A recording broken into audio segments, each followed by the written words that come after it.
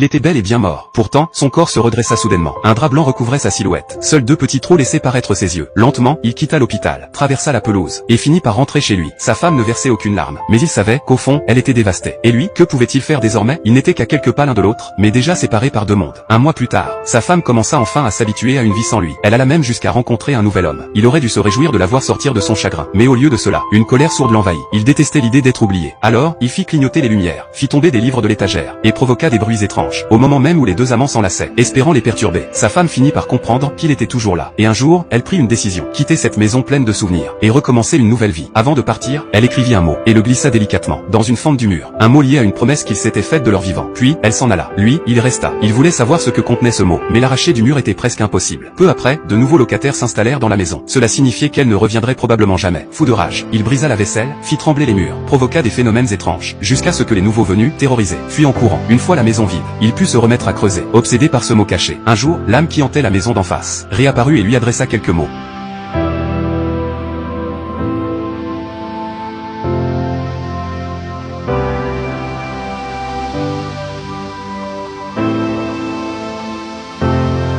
Les années passèrent, la maison se délabrait peu à peu, les murs se fendaient, plus personne n'osait y pénétrer. Et lui, il continuait inlassablement, à gratter le mur, à la recherche de ce mot. Enfin, ses doigts effleurèrent son bord. Mais soudain, un vacarme, une pelleteuse se mit en marche, abattant la paroi d'un seul coup. En quelques jours, la maison fut entièrement rasée. Il resta planté là, dans les gravats, sans savoir où la note avait été ensevelie. Peu après, l'âme d'en face réapparut encore une fois, achevant la phrase laissée en suspens ce jour-là.